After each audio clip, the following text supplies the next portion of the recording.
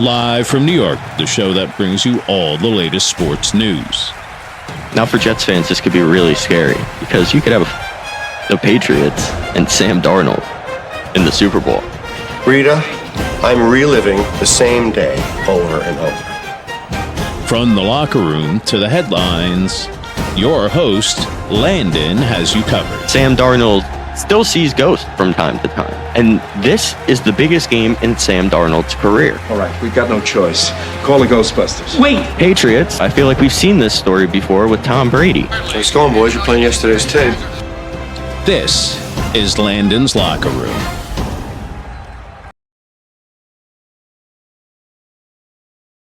Obviously, Super Bowl 60, super exciting stuff. This is the ultimate redemption story, meets the meteoric rise of Drake May. Darnold, the guy who was written off by the Jets. This is legitimately the Jets' worst nightmare. They could not have thought of a Super Bowl that is a worst-case scenario for that franchise. The Patriots going up against the Jets reject Sam Darnold. Feels like we're just repeating things. Super Bowl rematch from 2014. Russell Wilson never makes that pass. Seahawks franchise could look a lot different than we know it now.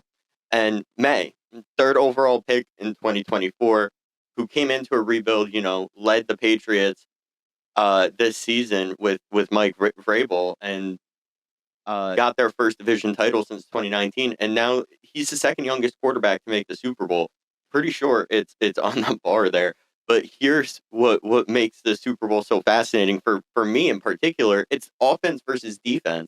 And the Seahawks led the NFL in fewest points allowed. And it's going to be if Drake May is able to really step out of his comfort zone. I'm going to give Drake May a lot of credit for being able to play within his role this season and not do too much, especially in the playoffs. He's done just what he needs to do. But against the Seahawks team, we just saw the Seahawks drop 37 points against the Rams. So you're going to need to play your best level of offense. And Drake May's been MVP caliber this season. This is really going to be the classic chess match of can Seattle's defense contain a red-hot Drake May? I personally am not so sure, but let's get into the NFC game in particular. So the Seahawks took down the Rams in that game 31-27 in an absolute thriller. That was the third match in a trilogy. I joked last show that it was kind of like a wrestling trilogy when you think about it. And Jackson Smith and Jake Bush showed up. Of course, he always does. 10 catches, 153 yards, a touchdown. Absolutely dominant from JSN. And let's talk about the man of the hour, Sam Darnold. 25 for 36, 346 yards for 3 touchdowns. Listen, that's his season high in yardage in a season where we saw Sam Darnold make the second Pro Bowl in his career. Not that Pro Bowl really means much, but the critics are really going to shut up in about this game because this was all Sam Darnold. Sam Darnold was able to mitigate the one thing that was probably wrong with his game this year in those interceptions. Had a TD to interception ratio of 24-25. And the fact that he was able to go that whole game without throwing an interception was mighty impressive. Let's take a deeper look into Sam Darnold's stats. So Sam Darnold on Sunday, as I mentioned, 3 touchdowns, no interceptions. How massive was that performance from Sam Darnold? To be able to be that guy to step up. It was going to only be that if the Seahawks were going to win this game. Sam Darnold needed to step up into that leadership role. He needed to take the next step forward that the Minnesota Vikings, let's face it, did not think he would be able to do this year. And he had a 127.8 rating, a completion percentage of 69.4%. So he was completing passes at an unprecedented rate. And yards of 346, as I mentioned, his season high. Absolutely dominant performance. Sam Darnold called in the Ghostbusters and was able to take down Matthew Stafford and the Los Angeles Rams. So these numbers, obviously, they told an incredible story from the third overall pick in 2018 who struggled with the New York Jets, because what quarterback doesn't struggle with the Jets? That's just a quarterback black hole. And to bouncing from Carolina to San Francisco, where no one really gave Sam Darnold the shot to step into that leadership role again because of what happened with the Jets. And then last year, we see him get that opportunity with the Minnesota Vikings, pretty much take it and run with it. And I'm going to be honest with you, that Minnesota Vikings team did not have the roster to compete. And I think Sam Darnold did just about what he could with that roster. And I think we're seeing those results this year. And so people are now asking, did Sam Darnold change the narrative around his career? Is Sam Darnold always going to be known as the guy that can't show up in big games, the guy that sees ghosts? And I think the answer is yes, absolutely. Sam Darnold changed the narrative for his entire career this season. He doesn't even have to win the Super Bowl, let's be honest, because Sam Darnold, just 2 years ago, people had already written him off, that his career was already over. And I think I point to Sam Darnold, Geno Smith, guys that have completely reinvigorated their career, and even the Giants guy, Daniel Jones, goes to Indianapolis, turns around his career. I think this really just points back to a huge problem with teams nowadays, and that they do not give their quarterbacks enough of leeway to really come into their own, step into that leadership role. And Sam Darnold's been able to adapt beautifully with any franchise he's been with, fit into his role. And once he was given a shot last year with the Minnesota Vikings, as I mentioned, able to capitalize on that. And we're just seeing him take that next step forward this year and quite possibly become Super Bowl champions with the Seattle Seahawks. Amazing story. You know, Seattle gives him all this money. People are doubting Seattle without Pete Carroll, first-year head coach. And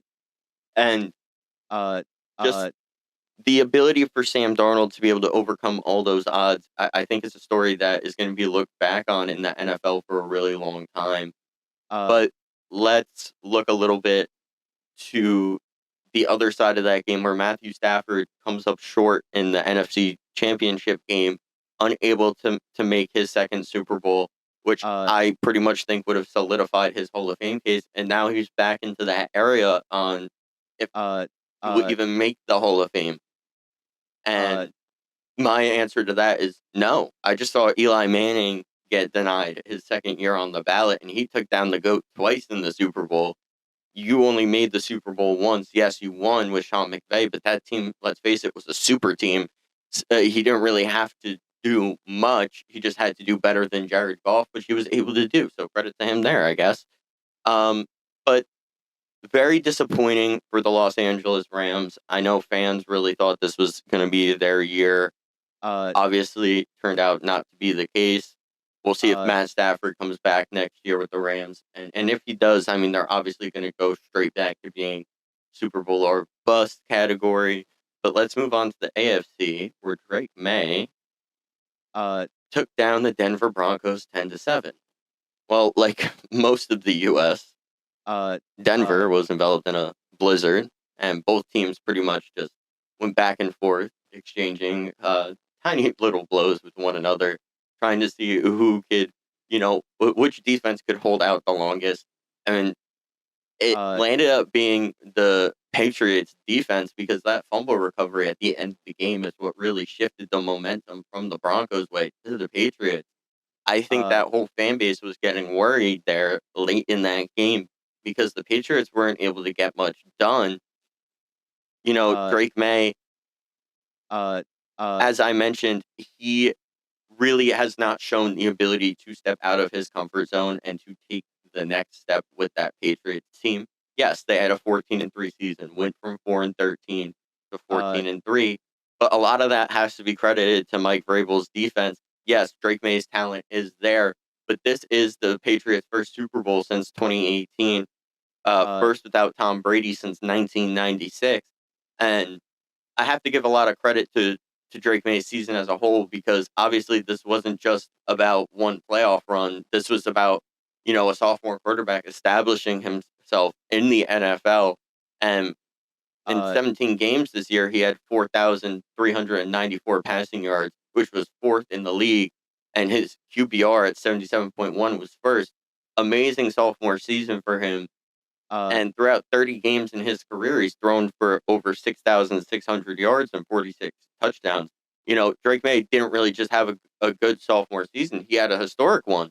I mentioned the QBR led the entire NFL, and his Week 17 performance against the Jets, the highest QBR in the history of the stat and the highest EPA per dropback since 2000. At 23 years old, this is an incredible performance from Drake May. He's already rewriting Patriots history, but let's go back to the big story of that game, that defense. I put on the bar something a little funny here. May I lean on my defense? I mentioned Mike Vrabel's defense has to be credited for this playoff run. The Patriots would not be here without Mike Vrabel's defense. They would have not gone from 4-13 to 14-3. But Drake May also deserves the credit, so I have to balance things out here. And the question is, can Drake May really lean on his defense in the Super Bowl? No. And that's why I'm a little worried. News coming out that Drake May's shoulder might be bothering him a little bit throughout the past couple of days. It's really interesting to me. So let's take a look at what that Patriots defense was able to do on Sunday against the backup quarterback of Jarrett Stidham. So they got one interception. They were able to get 7 QB hits, 3 sacks, recover a fumble. It wasn't anything super impressive to me. I think a lot of people pointing to that defense as the reason they won. I think it's more so a reason of you point to the fact that there was a blizzard going on in the game. That was more so the reason we saw the performance we did in the box score. And yes, that fumble recovery at the end of the game was crucial. But I think what was more so important was Drake May's ability to be a game manager. So let's get into that a little bit.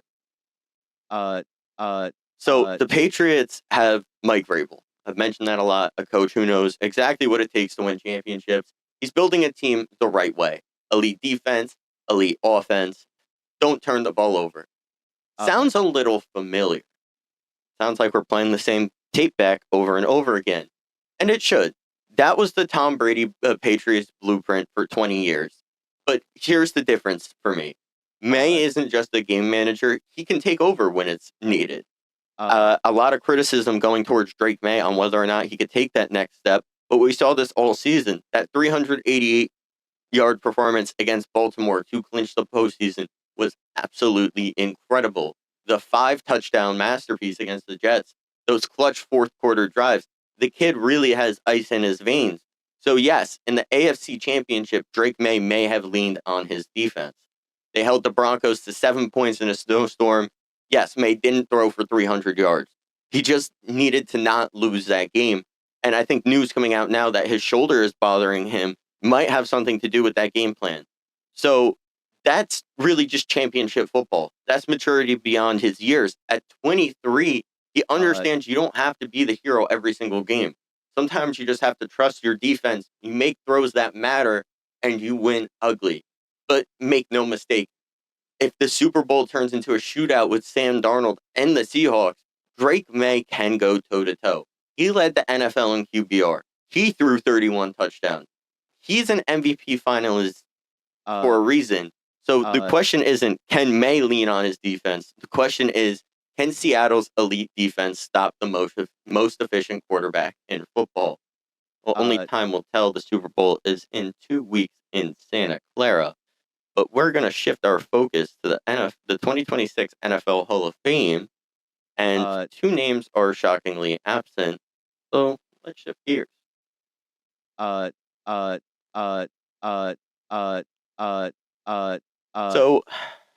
this is something that just really made me upset over the past few days. Eli Manning, second year on the ballot. Bill Belichick, the greatest head coach of all time. Both do not make the Pro Football Hall of Fame. This is truly embarrassing for the Football Hall of Fame to me. I think it's the opposite problem that baseball has. I think the voters are too particular with who gets in. I think they're more focused on the fact that they have a vote whether than what that vote really means. Belichick had 8 Super Bowl rings total, 6 as a head coach and 2 as a defensive coordinator with the Giants, where he's credited for pretty much coming up with that game plan in Super Bowl 25. And, he created arguably the greatest dynasty in sports history. And Eli Manning, let's go to the other side of that. 2 Super Bowl rings, 2 Super Bowl MVPs, was able to take down that same dynasty, that Tom Brady Patriots squad that was seemingly undefeatable. And when you beat the undefeated Patriots that are pretty much hands down determined to be the greatest football team of all time, and still put up great stats in a game plan that doesn't really cater to passing very much. He played in a Meadowlands stadium that was pretty much just a wind tunnel. So he wasn't able to throw the ball much. And with the stats he put up, the fact that he not only didn't get in his first year, which made me mad enough, but now doesn't get in his second year is a joke. Oh, and Bill Belichick, who should have been a unanimous first ballot Hall of Famer, doesn't reach 40 votes. Give me a break. So let's look at both of their cases individually. Eli Manning snubs for his second straight year, and this is his second year of eligibility, still not in. The argument that he was never elite, that he had too many interceptions, that he had mediocre regular seasons, is the biggest load of baloney I've ever heard. That second Super Bowl that the Giants made, that team was so hurt, and Eli Manning put up his best passing season the Giants have ever seen in franchise history. And let's talk about some of those great moments we saw with Eli Manning in his career. The helmet catch, one of the most iconic plays in NFL history. The Manningham sideline catch. He was able to have this surgical precision while being under immense pressure. The Giants never really gave Eli Manning the best offensive lines, but when they were able to even give him a mediocre one, he was able to take those offensive lines and win Super Bowls with them. And 210 consecutive starts, he was the ultimate Iron Man. When the Giants sat Eli Manning for Geno Smith, it was the most controversial decision the Giants had made in years, probably since the whole debacle with the draft with Eli Manning to begin with. And if you can put Joe Namath in for one Super Bowl, if you could put Brett Favre in for one Super Bowl, and leading the NFL in his career in interceptions, this snub is not only disrespectful to Giants fans, but to NFL history. And when you look at the stats, for Eli Manning, he had 2 Super Bowl wins, tied for 7th of all time. Yes, obviously with like 5 other guys, but his completions of 4,895 is tied for 10, or is 10th all time. His yards are 11th, and I already mentioned his ability to start games was unparalleled.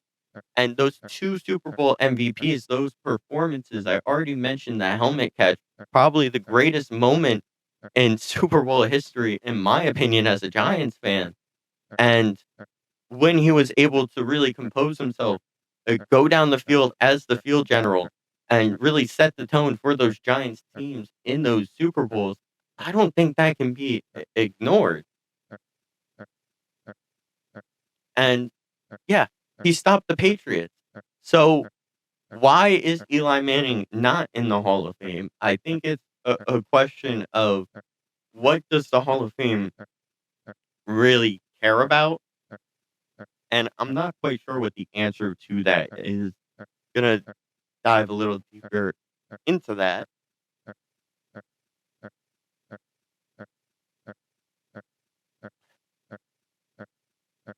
And I think the Hall of Fame really, when I looked at Eli's stats, obviously I pulled up the whole graphic and everything. They're good. I don't think they're absolutely incredible, but the Hall of Fame was never about just stats. It was about legacy, and I think Eli Manning's legacy with the Giants is one that's hard to compare to. But now let's look at Belichick's case.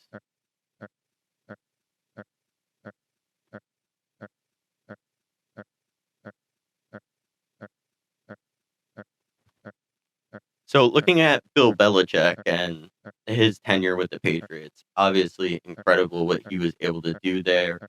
And I think the argument really coming out is he was only able to win with Brady. No, he won 2 Super Bowls with the Giants as a defensive coordinator. And in Super Bowl 25, his defensive game plan was absolutely Hall of Fame in and of itself. And he went 11-5 with Matt Castle at QB in 2008. Like, where is the credit for what Bill Belichick did without Tom Brady? I think the fact that has kind of been thrown away just because Tom Brady was able to win a Super Bowl in Tampa Bay is absolutely embarrassing to the NFL as a whole. And the fact that people are bringing up Spygate and Deflategate really just drives me nuts, because every team really pushes the rules, and if you're not really trying.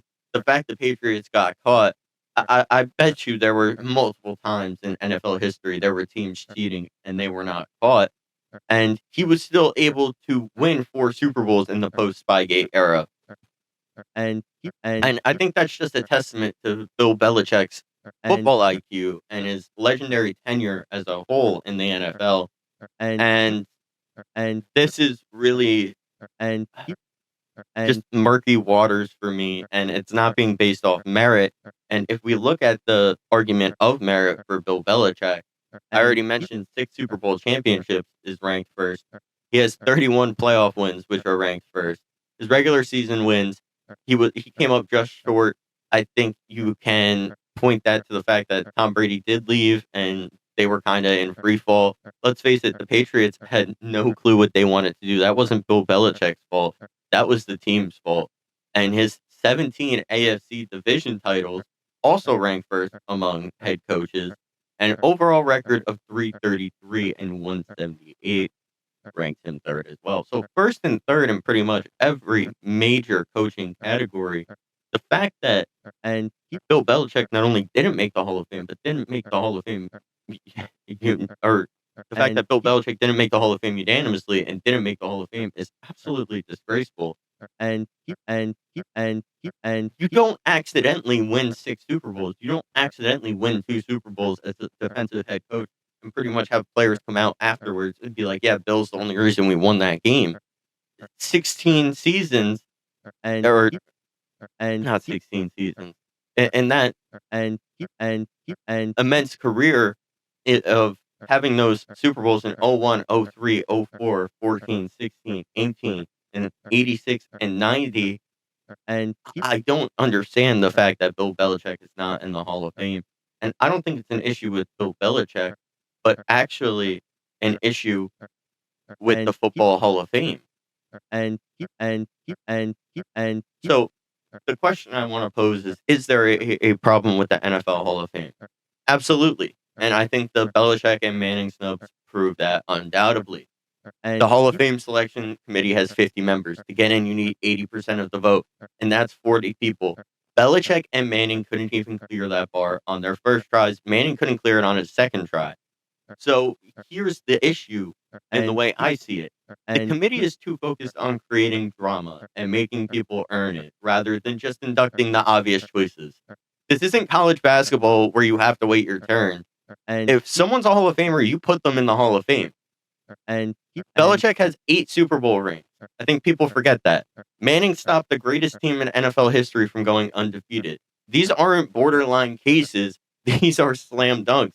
But the committee wants to make it special by making them wait. You know what's actually special? Having standards and sticking to them.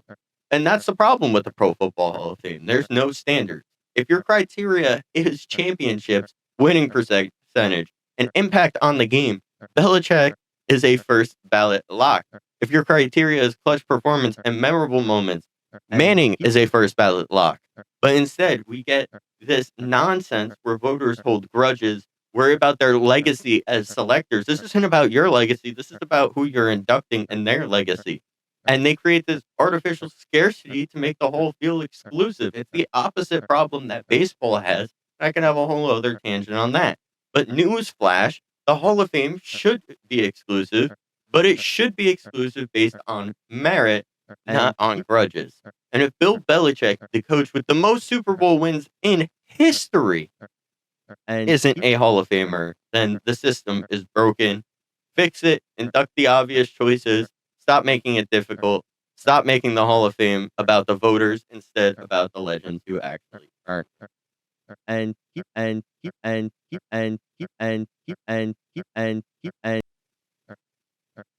Well, let's shift gears to the NFL honors, where I'm going to give you my locks for all 5 major awards: Offensive Rookie of the Year, Defensive Rookie of the Year, Offensive Player of the Year, Defensive Player of the Year, and of course, MVP. So let's get into it.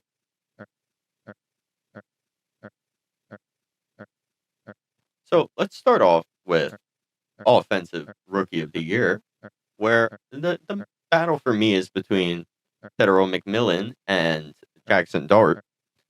Well, McMillan, I think, kind of emerged this season as he had over 1,000 yards in his rookie season. That's a great performance for a rookie. Uh, Obviously, was a huge part in the Carolina Panthers making the postseason. A huge weapon for Bryce Young and that Panthers team going down the stretch. But for me, Jackson Dart, what he was able to do, a passer rating of 91.7, yards of 2,272, 15 touchdowns, and 5 interceptions in 14 games this season is absolutely phenomenal performance for Jackson Dart. Dart led all rookie quarterbacks in rushing yards at 487, rushing touchdowns at 9, and passer rating at 91.7. So that leads me to my pick as to why Jackson Dart. Here. Jackson Dart was really able to, do it all this season, whether it was on his legs or with his passing targets, which he didn't have much of. And I think that's something that we have to give Jackson Dart credit for, is the fact that he was able to do this all with Malik Neighbors out, Cam Scadaboo out. He himself missed time. So that's why I'm picking Jackson Dart for Offensive Rookie of the Year. So, moving on to Defensive Player or Defensive Rookie of the Year. So, I think it's pretty obvious.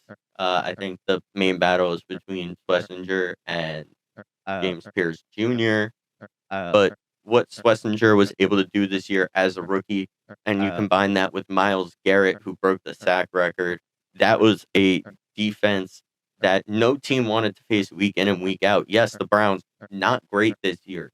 The record didn't show it. They had a QB carousel going around. They showed no willingness to start Shador Sanders until they absolutely had to, when Dylan Gabriel went down, and that gave Shador Sanders his spot to come in. And so back to Schlesinger, what he was able to do with the Browns this season, he ranked 27th in tackles for loss. He recorded the 6th most tackles in the NFL. Yes, he didn't get the sacks, but that pressure is going to come with time. He's not an edge rusher that's looking for sacks in particular. So Schlesinger is my pick for Defensive Rookie of the Year. And I think that's pretty, pretty favored upon. I think my first pick was a little more controversial in Jackson Dart winning Offensive Rookie of the Year, but with what Schlesinger and what he was able to do this year, that I don't think is a controversial pick whatsoever. So we can move on now to Defensive Player of the Year. I don't know why I'm even talking about this, but let's talk about some of the candidates: Myles Garrett, Will Anderson Jr., and Daniel Hunter. It's Myles Garrett. Let's be honest here. There's no one else that it would be outside of Myles Garrett and what he was able to do this year for the Cleveland Browns. I mentioned what Schlesinger was able to do. Everything I said about Schlesinger, double that for Myles Garrett. He finished with 23 sacks in the regular season. He had that record-breaking sack against Joe Burrow to set the single-season record. He had 4 games with 2 or more sacks this season. including a 5-sack game against New England and a 4-sack game against Baltimore. Absurd numbers, able to break the record of Strahan and TJ Watt for the single season sack record. And he also tied his career high in tackles at 60 and forced 3 fumbles. So that's why I think it's pretty obvious that Myles Garrett is our defensive player of the year. Cleveland may have been one of the worst teams in the AFC, but Garrett was able to make the Browns worth watching every single week. So for that reason, and the fact that he's now recorded double-digit sacks in each of his last 8 seasons, he should be right back in the mix for winning this award. Don't think that's controversial at all. Similar to my Schlesinger pick. So let's move on to Offensive Player of the Year, where I think the argument is pretty much between JSN and Bijan Robinson, but Christian McCaffrey also in the mix as always. Drake May, Puka Nacua. I think the argument for Bijan Robinson is that he led the league in yards from scrimmage with almost 2,300 and was so close to breaking that record for most yards from scrimmage. And in the modern NFL era, it's really hard to do that. But switching gears a little bit to my pick, which is Jackson Smith and Jigba. In the modern NFL era, no wide receiver has won Offensive Player of the Year without leading the league in receiving yards. In fact, it wasn't until recently that wide receivers started winning the award at all. Up until 2018, teams became more and more pass-centric and less run-centric, and Offensive Player of the Year was almost exclusively an award given to running backs. So, yes, in the modern NFL era, no wide receiver has won Offensive Player of the Year without leading the league in receiving yards. So, very important aspect of the award is that. So, that's why I really think that JSN is going to win the award. In 10, he led the league in 10-plus yard plays, which are also known as explosive plays, with 79, 40-plus yard plays with 8. And this is how the Seattle Seahawks defense was able to maintain both high consistency, 4th in passing success rate, and high explosiveness, 2nd in passing yards per play. So JSN's ability to separate and make those tough catches is why I am going to lock in JSN as my Offensive Player of the Year. So we've talked about Jackson Dart, talked about Schlesinger, talked about Myles Garrett, and now Jackson Smith and Jigba. So that leaves one award, and that's the MVP. And if you haven't realized, the colors kind of give it away. I'm gonna spend a little bit of extra time talking about this one. I think it's pretty obvious that the two people going for this award are Drake May and Matthew Stafford. Darnold had a great year, but on a stacked Seahawks roster, it was hard for him to stand out. May was the Patriots' offense, and MVP means most valuable to your team. At 23 in his second year, he's going to the Super Bowl. That's absolutely incredible. And for Stafford, obviously led the league in touchdowns and yards, and pretty much every stat outside of QBR, where Drake May led the league. I just don't understand why the awards are picked on before the playoffs start, because I think it would be pretty obvious that Drake May was the MVP if it was voted on after. And I'm going to talk about that a little bit more. But as the topic at hand, who's the MVP for the season? Drake May, Matt Stafford. I'm going with Drake May for the sole reason that he's doing this at the age he is doing it at. It's absolutely incredible to see. The kid is 23 years old, was able to take a 3-14 team to 14-3. I don't think there's any other player that really signifies the MVP award more than Drake May.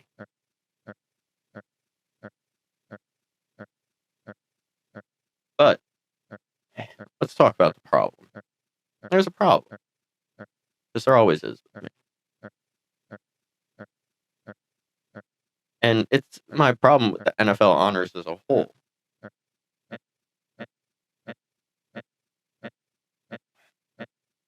First issue with everything is the timing.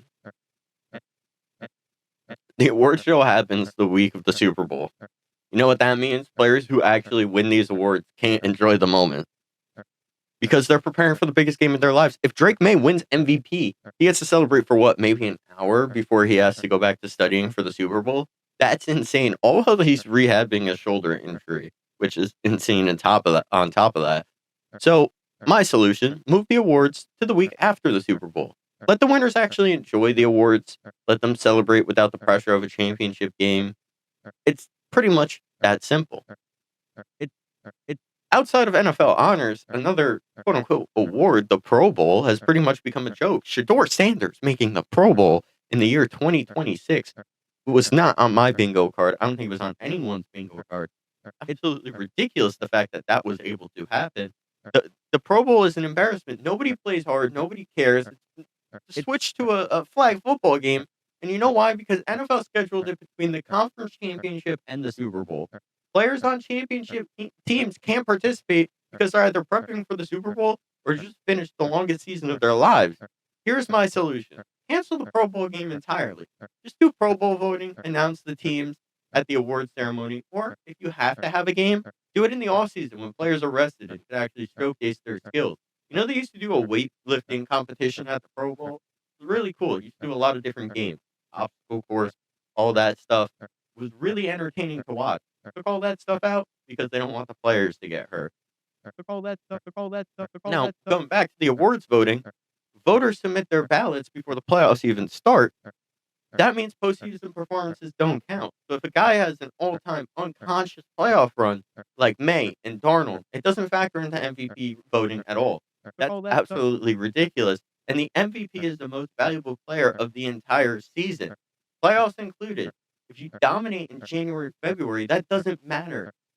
Or that should matter, but it doesn't because the NFL wants to announce the winner before the Super Bowl for TV ratings. It's all backwards. The NFL honors should celebrate greatness, not chase TV ratings. Fix the timing, fix the Pro Bowl, fix the voting, give these players and coaches the recognition they deserve without all that corporate nonsense. All right. Let's move on to New York, where things might get interesting with a certain Greek freak maybe packing his bag for the Big Apple. So news coming out with that NBA trade deadline fastly approaching. Giannis has officially requested a trade. The Greek freak wants out of Milwaukee after 12 seasons. Obviously, he won a championship in 2021, two-time MVP, but the roster construction in Milwaukee has really failed Giannis, and they've been unable to capitalize on the absolute unit that is Antetokounmpo in Milwaukee. Giannis is 32. His championship window is draining fast. Realizes he's probably not going to be able to get things done in Milwaukee, so he's requested out. And what's interesting about this is news from the right before the season started has resurfaced that the Knicks are ready to prepare an aggressive offer for Giannis. Obviously, pairing Giannis with Brunson creates an instant contender, not only in the East, but in the NBA as a whole. But I think the issue really comes down to the trade package, what it would take to really acquire Giannis. Everyone knows the Knicks gave up a bunch of draft picks for Mikal Bridges, and they're pretty scarce on them. And it's going to take a lot of draft picks to get Giannis. It's going to take a lot of players to get Giannis. It's going to take a lot of cap finagling.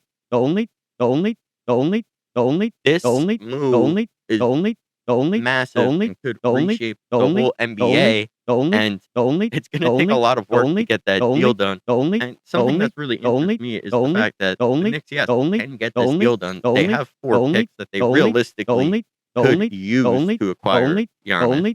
They own a first-round pick in 2026, 2027, and 2028 to 2030. They have all of their picks in-house. So they have a total tradable asset of 4 to 6 first-round picks, and the Knicks ammunition to really make this happen. You know, multiple first-round picks. They have talent on this roster that is movable in Karl Anthony Towns and OG Anunoby. and even Mikal Bridges, who gained some momentum from the Phoenix Suns. So the report coming, or not the Suns, from the Trailblazers, or going back to before Mikal Bridges' career, this opens up a potential three trade. So let's look at it. First off, it goes out. The person that originally made this graphic, because this caught my eye, and I had to use it. I just had to. Let me pull up their handle.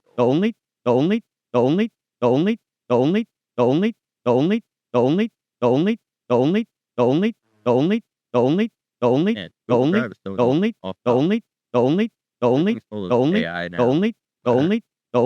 Oh yeah, credit to Game Time GM, who originally came up with this trade, but I think it really works. It shows that the Knicks can acquire Giannis. They just have to do some unorthodox things to do so. And it's not unheard of for teams to do that with players they like. And so, looking at the graphic, Knicks would get Giannis. They would get Drew Holiday from the Trailblazers. And Blazers would get Bridges. They would get Gorshon from Milwaukee, and they would get Jordan Clarkson from the Knicks. And then the Bucks would get a boatload of not only picks and talent, and Karl Anthony Towns,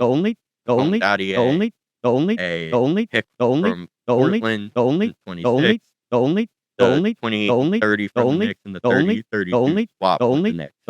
So I think that this is just enough to get this done. And the Knicks have to act fast, because news is coming out that the Warriors are also interested in acquiring Giannis. And the Warriors obviously have had their own shortcomings with Steph Curry on the roster.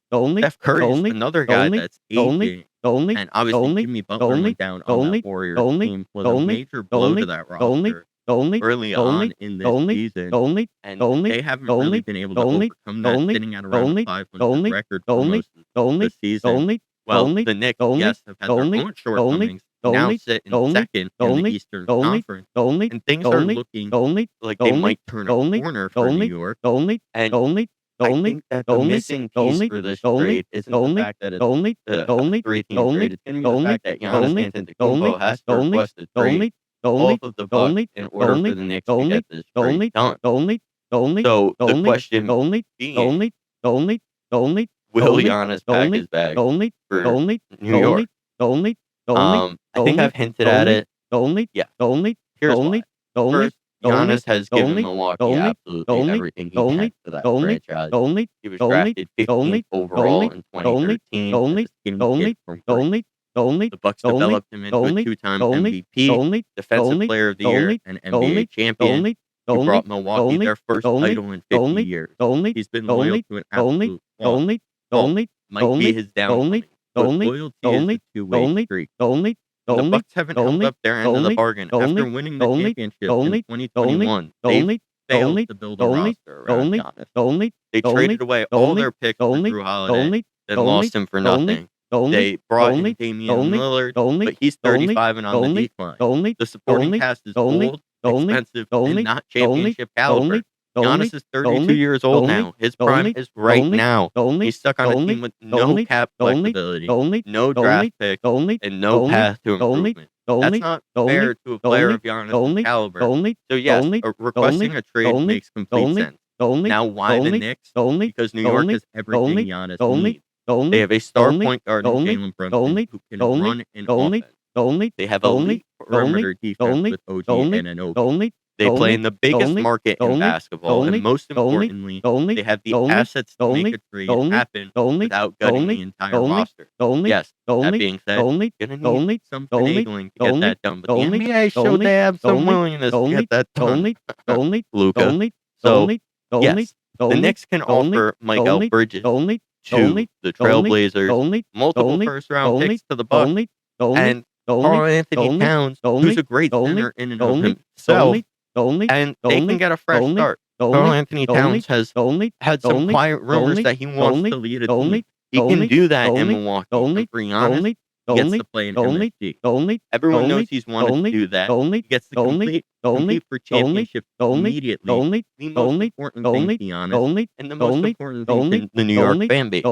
He gets to play the alpha dog in the biggest media market in the world. This is his chance to cement his legacy, and not just as a great player, but as a championship who has delivered a title to the most demanding fan base in basketball. So yes, I think Giannis ends up in New York. And the question isn't if, it's when.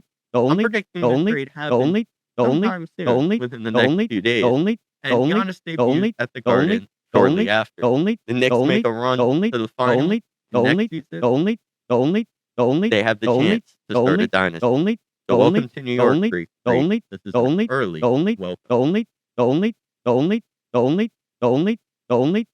Shifting gears to a player that showed utmost loyalty to his team, and his team has done the absolute same. That's in Cleveland, where Jose Ramirez has signed his third contract extension, seemingly bringing him to the end of his career. So Jose Ramirez has just signed his third contract extension with the Cleveland Guardians, 4 years, $106 million. In an era where players chase the biggest paychecks and teams like they change jerseys, Ramirez has committed to Cleveland 3 separate times. Let's talk about loyalty in sports. Jose Ramirez staying in Cleveland, his third contract extension with the Guardians team. First extension was signed back in 2017, a 5-year, $26 million deal. 2021 re-up for 5 years, $124 million. Most recently, signed a 4-year, $106 million deal, tacked on to the 2 years he already has left on his 5-year deal he signed back in 2020. So in 12 seasons, Ramirez has been an absolute elite third baseman, top 1 or 2 every season. He could have left for bigger markets, more money, but he chose to stay. And Cleveland has tried to build around him, I think, in the best of their abilities. But when you're in a small market, your team can only get you so far. And we saw them make the World Series, them referencing Jose Ramirez and Terry Francona, which were that coach and player duo for a long time there. And players like Francisco Lindor left for the bigger market in New York, while Ramirez decided to stay for a hefty discount at third base. I mean, let's talk about that most recent deal. He's now making $26 million a year. Yes, very expensive contract for Cleveland, but in the grand scheme of Major League Baseball, that is not much money whatsoever. So all credit to both the Guardians and Jose Ramirez, who have seemingly been in lockstep with each other, and that whole tenure. This isn't just being loyal, and I think we always criticize players for not being loyal. I think a lot of players are criticizing Giannis right now, despite the fact that the team hasn't really met Giannis where he wants to be. And ring chasing, joining super teams, chasing money has become such a huge thing in the sports landscape in recent years. And Ramirez has shown that this goes both ways between a team and the player. Cleveland has stuck with him. They've gone outside of their comfort zone. Yes, those contracts are not big for most teams, but they are big for the Cleveland Guardians. They've developed him, paid him fairly, and Ramirez has returned that loyalty by staying with that team through the ups and the downs. And this is a partnership, showing that sports is not just a business, that it is a genuine partnership between the player and the franchise that they are a part of. And when both sides invest in each other, really everyone wins. Going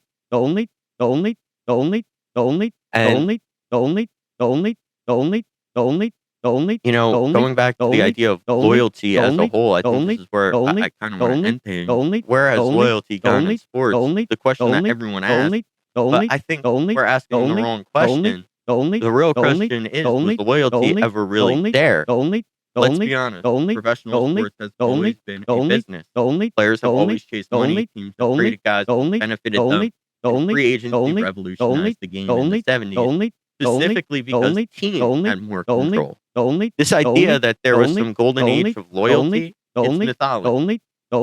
But here's what has changed. The power dynamic. Players now have more control over their careers than ever before. And fans don't like it at all. When LeBron left Cleveland for Miami, people burned his jersey. When Kevin Durant joined the Warriors, he was called a snake. When Giannis requested a trade from Milwaukee, the team he brought a championship to, people called him disloyal. But where's that energy when teams cut players? When franchises trade fan favorites for cap space? Look at what the Rangers are doing with Artemi Panarin right now. When organizations let legends walk in free agency because they don't want to pay them. Nobody calls the teams disloyal. Nobody burns jerseys when management makes cold-blooded business decisions. So when Jose Ramirez signs his third contract extension with Cleveland, it's special because it's rare. Not because players used to do this all the time. It's rare because both sides had to commit to making this work. Cleveland had to pay him fairly, build a competitive team around him, and treat him with respect. Ramirez had to buy into this organization, except he might make less money here than in New York or LA, and believe in the mission. That's what real loyalty looks like. It's not one-sided. It's not blind devotion. It's a partnership where both parties invest in each other for the long term. We need more Jose Ramirez stories in sports. We need more organizations like Cleveland who actually build value in our homegrown stars and build around. We need more players willing to take slightly less money to stay somewhere they love. But we also need to stop romanticizing the past. Loyalty in sports was never guaranteed. It was always conditional. It was always a business. The only difference now is that players have more leverage to make their own choices. And you know what? Good for them. If teams can make business decisions, players should too. And when both sides choose loyalty over convenience, like Ramirez and Cleveland, that's when you get something truly special. Well, that's the show, everybody. Thank you guys for tuning in to Landon's Locker Room. I'm Landon, your host. Signing off. See you next week, live from New York.